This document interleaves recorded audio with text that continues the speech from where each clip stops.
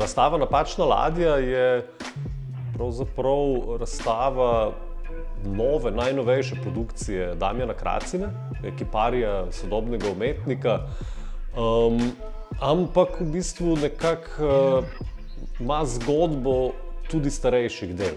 Skratka, Damjan Kracin ima en tak specifičen način dela in ta način dela je v bistvu takšen, da pogosto v bistvu elemente iz nekih svojih preteklih projektov vključuje tudi v neke kasnejše postavitve. In pravzaprav je razstava Napačna ladja ravno takšna. Večji elementi oziroma elementi, ki so bili delani posebej za prostor Samostanske cerkve, so popolnoma novi, narejeni posebej za prostor. Del produkcije pa seveda že obstoječ, ampak nekako rekontekstualiziran za neko novo vsebino. In tu se pravzaprav zdaj spet odpira eno to polje, pravzaprav vsebine, o čem pravzaprav dela Damjana Kracine govorijo. Zdaj že vsaj kakšnih 20 let se Damjan Kracina v svojem kiparskem in nasplošno umetniškem delu posveča tem nekim pogledom bodisi v prihodnost, bodisi v preteklost, oziroma vzpostavlja neke vrste fikcijo. Skozi humor vzpostavlja fikcijo o tem, kaj bi lahko bilo, če bi bilo v preteklosti drugače, kaj bi bilo, če bi imeli alternativo, recimo razvojni teoriji, kaj bi bilo, če bi našli okostja živali, za katere še nismo vedeli. Skratka, v bistvu se poigrava z nekim fenomenom, ki smo mu priča v sodobnem svetu že več let in desetletij. To je predvsem, da se v bistvu, to je en ta senzacionalizem, skratka, vedno znova si ljudje prizadevamo pravzaprav odkriti nekaj novega, kar bi spremenilo pogled na to, kar živimo danes in kar bomo živeli v prihodnosti. In pri vsem tem se pa praktično zelo dobro zabava, temu tako rečem, ker pravzaprav jaz njegovo prakso vidim na enem podobnem nivoju kot eno znanstveno-fantastično literaturo ali pa film. Skratka, pušča pravzaprav tej neki fantaziji prosto pot. Zdaj, ne jemlje se preresno, k tem ne pristopa ultimativno, ampak pravzaprav prikazuje neke opcije. Pri tem bi seveda omenil projekt Galapagos, ki je bil eden prvih, ki ga je delal skupaj z Vladimirjem Lebnom. Skratka, Galapagos kot ena ultimativna celostna postavitev, ki je kar precej potovala takrat okrog leta 2006, če se ne motim, in je v bistvu predstavljala neko reinterpretacijo razvojne teorije. Spet živali, ki ne obstajajo, so bile tam predstavljene in tako naprej. Zdaj, Napačna ladja, ta razstava je pravzaprav samo par korakov naprej od tu. Seveda v vmesnem času se je zgodilo marsikaj, ampak pravzaprav Napačna ladja govori o teh nekih podobnih fenomenih sodobnega sveta. In ta fenomen, mogoče, ki ga je tle v projektu Napačna ladja za izpostaviti, je ta, da razmišlja o tej ideji človeštva, da lahko zapusti planet, če tu ne bo več dovolj ugodno za živeti. To se mi zdi v bistvu ključno pri tej celotni razstavi. Zanimivo pa je, da lahko spet Kracina kot umetnik pravzaprav vključi v to tudi stvari, ki so bile narejene v preteklosti. Skratka, vse se sestavlja v neko novo zgodbo.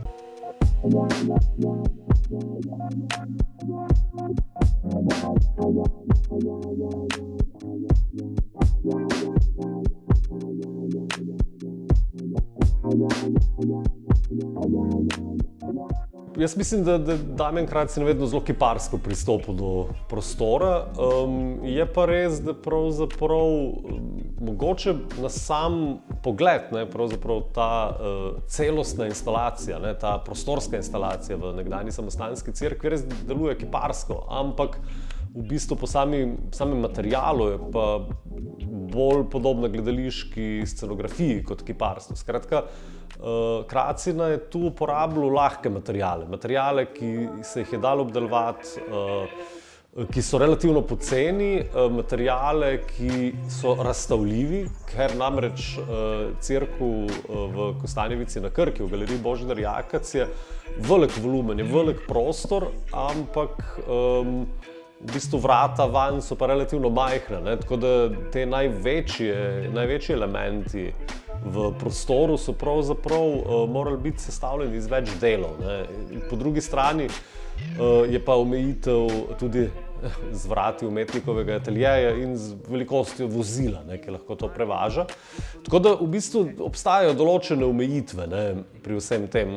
Pomembno je predvsem to, ne, v sami osnovi, ne, je ta razstava, ki je tako nekako od zasnove zdaj do izvedbe trajala recimo 3 leta. Skratka, Kracina je približno 3 leta vedel in se pripravljal na to razstavo in jo je v bistvu tako, kot je najbolj zaželeno, ne, nekako naredil, ne, prilagodil prostoru cerkve. Ne. Prilagodil je elemente prostoru te bivše gotske cerkve tako po barvni skali kot po oblikah in recimo dimenzijah in tako naprej. Skratka, nekako v skladu z samim prostorom, ker to pač nekako najbolj učinkovito izpade, najbolj povedno.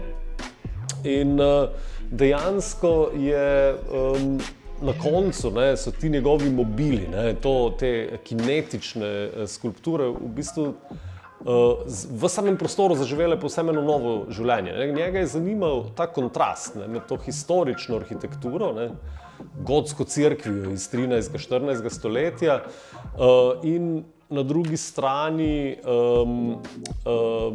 temi pravzaprav skoraj nadrealnimi skulpturami. Skulpturami, ki so nekje med organskim in anorganskim. Ne, delujejo kot da bi lahko bile deloma organske, ampak v bistvu deloma so posestavljene iz elementov, ki jih lahko proizvede zaradi svoje simetrije in pravilnosti samo človek.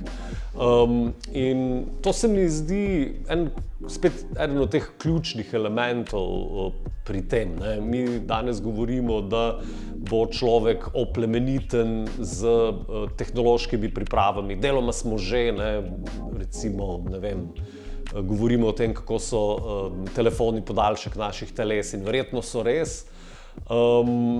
Damjan je šel v tem zdaj humornem predvidevanju prihodnosti pač še malo naprej, ne.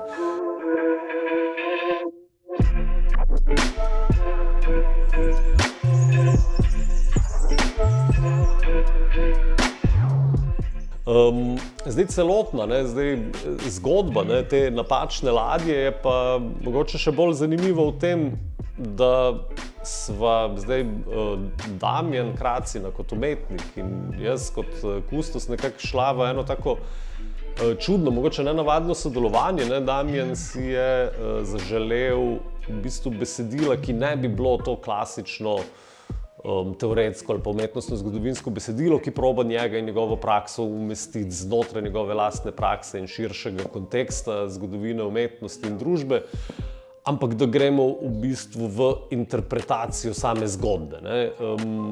Njegove skulpture, njegove inštalacije vedno ponujajo več možnosti te neke narativnosti in v bistvu navrgel mi je samo neki namigov, ne. In v bistvu iz tega je nastala ena zgodba, ki je objavljena v katalogu razstave. Zgodba, ki pa je samo ena od možnosti interpretacije, ne. To je na nek način tudi samoumevno, ne.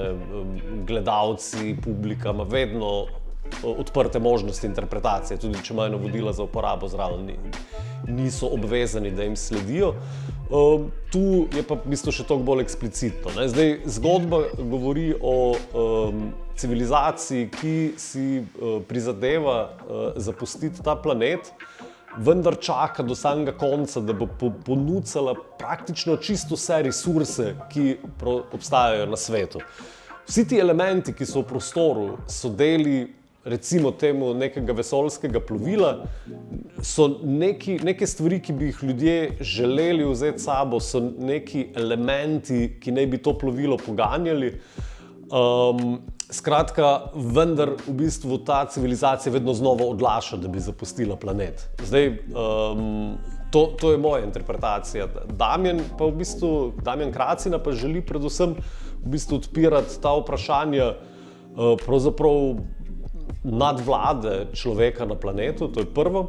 Skratka, koliko daleč lahko gremo v izkoriščanju resursov, da še preživimo na planetu in koliko nam pri tem pomaga ideja, ki jo promovirajo danes mnogi politiki, še bolj pa pač neki kapitalski lastniki ali pa recimo temu neki šarlatani, ki pravijo, da pa sej mogoče se bomo pa lahko preselili na Mars. Vse bomo, tu bomo porabili, vse potem človeštvo gre. Ne?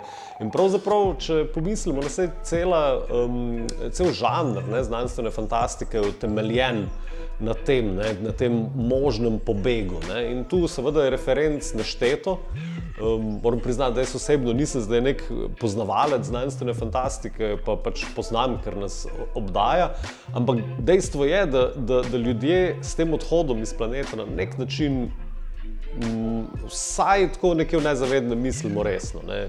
Ali pa mogoče upamo, da mogoče, ko se bo pa tehnologija še bolj razvila, da bomo pa res lahko nekam odšli. Ne? Jaz osebno mislim, da še dolgo ne bomo imeli tehnologije, ki nas bo pripeljala toliko daleč, kjer bo življenje. Ne?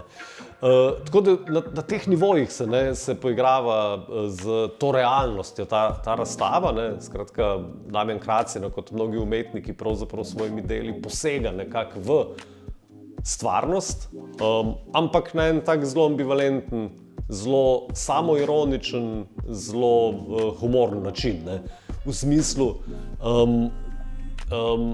ponovno, ne, kot sem rekel, ne jemlje se preresno, ni to neka ultimativna resnica, ki jo želiš širiti, ampak je v bistvu mogoče ena vržena rokavica k premisleku, pravzaprav, kaj sploh delamo, ne, na tem planetu, v tej družbi.